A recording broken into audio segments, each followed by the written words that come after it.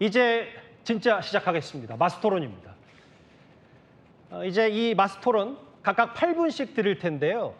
먼저 김문수 후보가 주도권을 쥐고 토론을 하다가 8분이 지나면 공수가 바뀌어서 이제 장동혁 후보가 주도권입니다.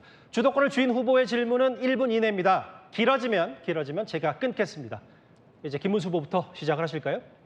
예, 저는 국민의힘 중앙당사를 압수수색하러 온 특검과 맞서서 10박 11일째 철야 농성을 하고 있는데요. 그동안에 일단 특검이 제가 처음 시작했을 때 물러간 다음에 아직까지 지금 오지 않고 있습니다. 그리고 중앙당에서도 송원석 대표를 비롯해서 모든 의원님들이 조를 짜서 긴급 대기조를 통해서 당사를 지키도록 그렇게 하고 있습니다. 이러한 부분에 대해서 저는 정말 우리 국민의힘이 없어진다면 우리 대한민국의 민주주의는 끝난다. 일당 독재가 되기 때문에 북한의 조선노동당 독재와 똑같이 되는 거 아니냐 굉장히 우려하고 있습니다. 그래서 죽기 살기로 이 대한민국의 국민의 힘을 정말 마지막 자유의 등대로 지키려고 합니다. 예, 이제 질문을 해주실까요? 여기에 대해서 우리 장동혁 후보께서 같이 보니까 중앙당에서 편성한 조편성이 되어 있는데 오셔서 같이 지키시죠. 지금 말씀하신 것처럼 우리 중앙 당사를 지켜주신 거에 대해서는 감사하게 생각하고 있습니다. 그러나 여러 차례 말씀드렸지만 영장 집행을 막는 것은 여러 방법이 있고요. 당사를 지키는 것은 저는 방어적인 방법이라고 생각합니다. 오히려 저는 공격이 최선의 방법이라고 생각합니다. 그래서 저는 영장 집행이 법리적으로 무슨 문제가 있는지에 대해서 계속 언론에 이야기를 했고 또 국민들께 공감을 얻기 위해서 1인 시위도 계속 했었습니다. 서로 각자의 방법이 다르다고 생각을 합니다. 30초씩 이제 쓰고 네. 있습니다. 그러면은 지금 영장 집행의 발부가 뭐가 있는지 이렇게 문제가 뭐가 있는지를 따져서 사실 영장이 집행이 안 되는 것이 아니라 지금 일단은 막무가내로 특검이 오고 있을 때 이럴 때 당사를 우선해 당원 명부가 있는 당사를 먼저 지켜야 안 되겠습니까? 그건 너무나 당연한 거 아니겠습니까? 처음에 왔었지만 가만있어 조금만. 예. 당사를 지키려면은 혼자서 못 지키는 거 아닙니까? 그러면 그동안에 제가 당사를 지키는 동안 많은 우리 당원들이 같이 오셨고 국회의원들도 같이 하시고 당대표께서도 같이 오셔서 하고 주요 당직자들이 다 오셨습니다. 그리고 이제는 조를 짜가지고 전부 같이 지키도록 이렇게 돼 있는데 장동혁 후보께서는 계속 지금 당사를 지키는 게 능사가 아니지 않냐. 어떻게 그럼 뭘 하자는 건지 저는 투쟁에 대해서 장동혁 후보가 투쟁을 하신다고 하는데 무슨 투쟁을 어떻게 하는지 제가 말씀드리겠습니다. 궁금합니다. 예. 저는 당사를 지켰기 때문에 영장 재집행이 안 된 것이 아니라 18일 날 본청에 와서 특검이 저희 원내 지도부와 협상을 했습니다. 협의를 했지만 영장 집행 대상에 어디에도 범죄 사실과 관련된 집행 대상이 없었기 때문에 협의 과정에서 저희들이 법리적으로 다투어서 영장 집행이 불가능하도록 막은 것입니다. 1층을 막는다고 하더라도 우리 당사에 출입할 수 있는 출입문은 여러 곳이 있습니다. 그래서 그것 지금 때문에 불가능했다고 제가 하는 말씀드리는 거는 저는 맞지 않다고 봅니다. 그래서 일단은 몸으로 지키는 거 우리가 조를 짜서 지키는 거는 그럼 의미가 없네요. 그러면 저는 그렇게 말씀드리지. 조금만요. 제가 1분 하고요.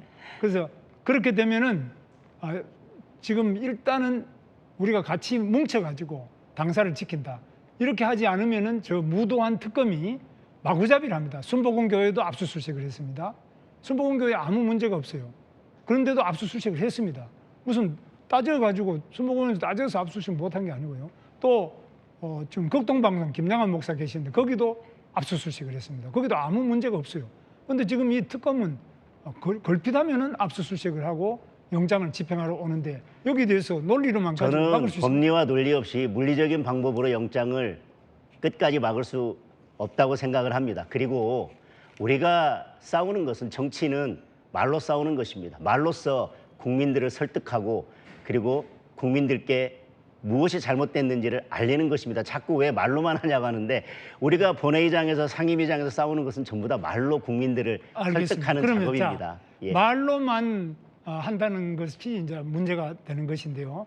말로만 하고 행동을 집단적으로 뭉쳐가지고 안 할 때는 그러면 그걸 어떻게 말만 가지고 해가지고 이깁니까? 그럼 본회의장에서 우리가 숫자가 적은데 말로만 해가지고 이길 수 있습니까? 그래서 이 투쟁이라는 것은 말로만 하는 것이 아니라 온몸으로 또 혼자의 온몸으로 하는 것이 아니라 같이 힘을 합쳐서 그리고 또 힘을 합칠 뿐만 아니라 온 영혼을 다해서 정말 온 힘을 다해서 이 민주주의를 지켜야 되겠다, 대한민국을 지켜야 되겠다, 경제를 지켜야 되겠다, 민생을 지켜야 되겠다 이런 영혼을 다한 투쟁을 해야만 되는 거 아닙니까? 어떻게 저희 말로만 국민의힘 의원들도 다 영혼을 다한 투쟁을 하고 있고 지난번에 다른 언론에서 그런 말씀을 하셨더라고요. 왜 국민의힘은 필리버스터 외에는 할 줄 아는 게 없냐 그렇게 말씀하셨는데 지금 국회 선진화법이 있어서 후보님께서 예전에 국회의원 하시던 시절처럼 의장석을 점거한다거나 뭐 문을 닫고 출입하는 것을 막는다거나 그런 방식의 몸으로 싸우는 국회는 이미 지나갔습니다. 이제는 저는 이제 우리가 그 점이- 국민들께 그 점이 말로써 이제 우리 장동현 후보가 설득하는 것이 잘못됐다고 필요하다고 보거든요. 생각을 합니다. 예, 그 점이 잘못됐는데 필리버스터 이렇게 하는 것은 어쩔 수 없다. 국회 선진화법 때문에 안 된다 그러는데 저는 그런 생각이 안 들고 지금 필요하다면은 지금 당원들이 지금 우리 500만 당원이 있지 않습니까? 그리고 5천만 국민이 있지 않습니까? 또 이 모두 다 힘을 합쳐가지고 싸우고 그래도 부족하면은 다른 미국이나 또 일본이나 선진 우방국가, 유럽 많은 나라가 있습니다. 자유민주주의가 정착된 모든 나라의 국제 여론까지 힘을 합쳐야만 이 이재명 독재를 막아낼 수 있지. 그냥 말로만 그냥 우리는 할 수 없지 않느냐. 이렇게 해서 과연 우리가 이재명 독재에 포악한 여러 가지 그 만행을 막아낼 수 있겠습니까? 저는 여러 가지 방법들을 다 동원할 필요가 있다고 생각을 하지만 예전처럼 길을 막고 목소리만 높이는 방식의 투쟁 방식으로는 국민들을 설득하기 어렵다는 게 제 생각입니다. 그래서 뭐 예전의 전통적인 방식도 필요하겠지만 이제 국민의힘에서 국민들을 제대로 설득할 수 있는 사람들은 또 스피커가 돼서 국민을 설득하는 역할을 하고 설득을 또 해서 몸으로 막아야 되는 분들은 또 몸으로 막는 역할을 하면서 저는 보십시오. 역할 분담이 필요하다고 생각을 합니다. 그래 설득이라는데 설득을 하는데도 지금 방송 언론이 중요합니다. 지금 방송 언론도 전부 장악이 돼가지고 우리 당에 유리한 그런 부분은 점점 줄어들 수 있도록 방송법 개정한 거 아시지 않습니까? 그리고 다른 국회 안에서도 저 사람들은 계속적으로 더 많은 그런 이상한 법을 만들어가 국회만 장악한 것이 아니라 또 지금 사법부도 장악하고 다 자기들 마음대로 이렇게 마구 우리 민주주의 체제를 질서를 다 무너뜨리고 있는데 그런 이런 것에 대해서 말로만 되겠습니까? 그러니까 그런 점도 충분히 알고 있기 때문에 제가 말씀드린 것처럼 법원 앞에 가서도 우리 국민들을 설득하기 위해서 1인 시위를 했고 또 특검 앞에서도 1인 시위를 했습니다. 그리고 또 용산 대통령실 앞에서도 지금 특검의 맨 정점에 대통령이 있지 않겠습니까? 거기 가서도 또 국민들께 설득하는 일들을 했습니다. 저는 서로 싸우는 방법이 다를 수도 있다고 생각하고 정치는 말로서 설득하는 것입니다. 그럼 말로만 갖고 안 된다 이런 말씀입니다. 말로만 갖고 싸움해서 이길 수 없습니다. 예, 시간 다 됐습니다. 그럼 이번에는 장동혁 후보 주도권입니다. 마찬가지로 8분입니다. 네, 후보님께 질문을 드리겠습니다. 후보님께서 한 언론에서 대선 패배의 원인으로 계엄과 탄핵 그리고 이제 후보 결정 과정의 혼란 뭐 이런 것들이 대선 패배의 원인이 됐다 이렇게 말씀하셨는데 지금도 그 생각에는 같으십니까? 그렇습니다. 우리가 계엄이 없었다면은 윤석열 대통령께서 저렇게 파면되고 우리 선거 자체가 없었을 것입니다. 그리고 이 계엄이 없었다면은 윤석열 대통령 임기가 지금까지 계속이 돼서 우리가 뭐 선거도 할 리도 없고 질 리도 없고 패배할 이유가 없는 그런 정말 엄청난 손실을 우리가 입었습니다. 예. 제가 말씀드리겠습니다. 그런데 계엄과 탄핵 이후에도 탄핵을 반대하는 여론이 50% 가까이 됐었고 오히려 그때 윤석열 전 대통령의 지지율이 40%를 훌쩍 넘었습니다. 저는 그런 것들이 대선 과정에서 42%라는 득표율로 연결됐다고 생각이 됩니다. 그리고 또 하나 가장 큰 것은 계엄과 탄핵이 없었더라면 조기 대선도 없었을 것이고 그리고 김문수 후보께서 국민의힘의 대통령 후보가 되는 일도 없었을 것이라고 생각합니다. 그런데 탄핵이 되자마자 대선 후보로 출마하셨던 후보께서 결국은 계엄과 탄핵 이후에 그 모든 정치 상황을 알고 대선에 출마하셨는데 지금 되돌아와서 결국 대선에 패배한 것은 계엄과 탄핵 때문이다라고 말씀하시는 것은 우리 당원들께는 좀 납득되기가 어려울 것 같습니다. 그러면은 뭐 계엄과 탄핵이 없었다면 저는 지금이 윤석열 대통령 그대로 재임하고 계실 거 아닙니까? 그러면 실제로 계엄 탄핵으로 인한 피해나 그로 인해서 윤석열 대통령께서 또 네 분이 다 저렇게 갇혀 계시는데 예, 그러니까 저는 이런 부분에 대해서는 어떻게 설명하시겠습니까? 제가 말씀드리려고 하는 것은 계엄 탄핵 이후에도 지지율이나 탄핵 반대 여론이 매우 높았었습니다. 우리가 그 마음들을 다 하나로 끌고 가지 못했기 때문에 저는 대선에 패배한 이유도 있고요.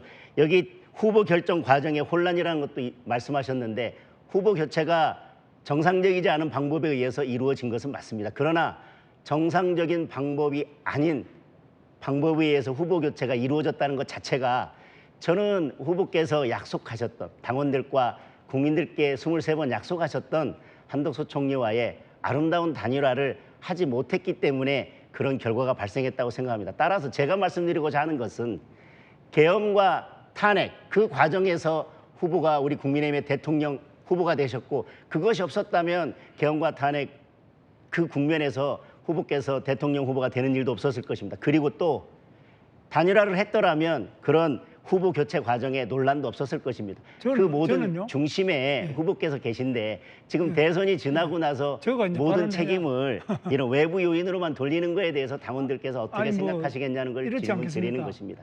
지금 저는 제가 대선 후보가 될 생각도 없었고 또 대선 후보가 되고자 한 것도 아닌데 정말 불행하게도 우리 대통령께서 또 계엄으로 인해서 파면이 되셔가 직을 잃어버리기 때문에 그 유고 상황에서 대선이 있어가지고 제가 후보로 나간 거 아닙니까? 계엄과 그래서 제 말씀은 계엄과 탄핵 아니 계엄과 제가 답변할 시간 좀 주도권이니까요. 줘야 안 됩니까? 그래서 계엄과 탄핵 이후에 저도 답변해야 안 아니, 됐습니다. 계엄과 탄핵 이후에 지금 계엄과 탄핵 주도권은 장동혁 후보에게 예, 있습니다. 지금 그렇습니다. 계엄과 탄핵 때문에 이러면 대선에 패배했다고 한다면 그리고 나는 대통령 후보가 되고 싶은 마음도 없었고 되기도 싫었다고 한다면 싫었다는 거는 그러니까 한 적이 없어요. 그러니까 되고 싶은 마음이 없었다라고 그렇죠. 말씀하셨죠. 예, 제가 하려고 그래 한 그렇다면 하고 싶은 하려고 하지도 않았다는 말씀인데 그렇다면 계엄과 탄핵 이후의 대선은 조기 대선은 힘들 거라고 하는 걸 누구나 다 알 수 있습니다. 그렇다면 굳이 본인이 후보로 나오지 않으셨어도 되고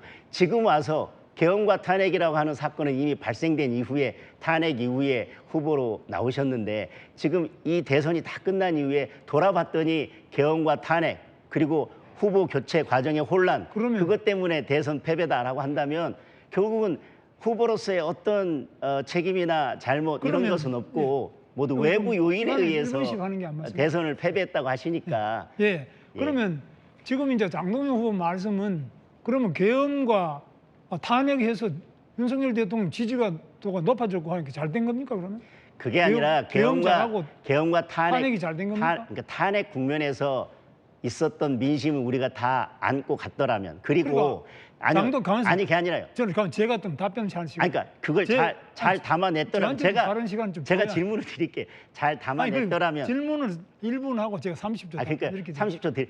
자, 탄핵의 그 민심을 잘 담아냈더라면 그리고 약속하셨던 것처럼 한덕수 전 총리와의 단일화 과정이 무리 없이 아름답게 진행됐더라면 그래서 우리 당원들이나 의원들이나 우리 지지자들이 대선에 좀 더 적극적으로 임했더라면 저는 결과는 달라졌을 수도 있다고 생각을 합니다. 그 좋은 말씀인데 장동영 후보가 제 선거대책위원회 또 그 본부장도 하시고 나중에 상황실장도 하셨잖아요. 네네. 누구보다 잘 알고 계십니다. 잘 알고 계시는 분이 그런 이야기를 하시니까 저는 참 너무 답답한데요. 지금 당시에 한덕수 총리로 후보를 교체하려고 한 것이지 그게 어떻게 단일화입니까? 그래서 제가 다 공식적으로 국민의힘 당 대표 뽑혔는데 30초 드렸고요. 그 말씀을 계속 하셨던 것 같아요. 네. 제가 분명히 지난번에도 말씀드렸어요. 제가 이 질문을 드리는 것은 제가 총괄 선대본부장을 맡았고 당 선대본부의 상황실장을 맡았는데 저는 분명 단일화 이전에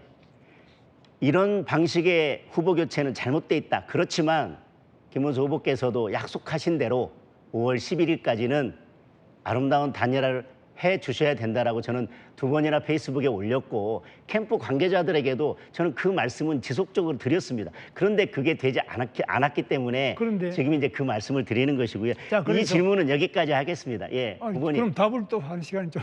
후보님 여기까지 예, 그래서- 하겠습니다. 아니 예, 뭐 제가 질문한 건 아니고 제 의견을 말씀드린 저- 거니까요. 저도 좀 답변을 여기까지 하겠습니다. 거기에 대한 반론 아니요, 조금 이야기. 그다음에 주도권은 장도혁 후보에게 있습니다. 통합을 계속 말씀하시는데 저는 계속해서 조경태 후보도 이제 품어야 된다. 안철수 후보도 품어야 된다고 하시는데 조경태 후보는 500만 명 당원 명부 내줘야 된다고 말씀하시는 분이에요. 우리 내란 동조 세력이 있다고 말씀하시는 분이고 그런 분과 어떻게 계속 함께 가시겠다고 하는 건지 그게 진정한 통합인지 저는 그게 다시 한번 묻겠습니다. 그럼 500만 당원 명부를 지키는데도 그게 몸으로 하는 건 아니다.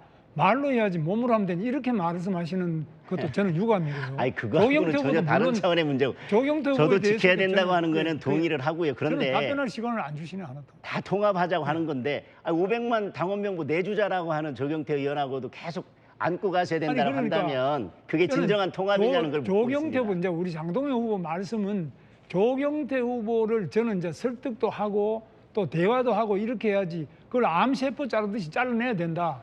이런 것은 과도한 발언이고 만약 그런 식으로 다 잘라내버리면 국민의힘이 그러면 누구랑 같이 일하겠습니까? 그러면 실제로 우리는 당에 있는 주요 지도자 특히 대통령 후보로까지 나온 이런 분들은 정말 대표 후보로 나온 분들은 소중하지 않습니까? 예, 시간 다 됐습니다.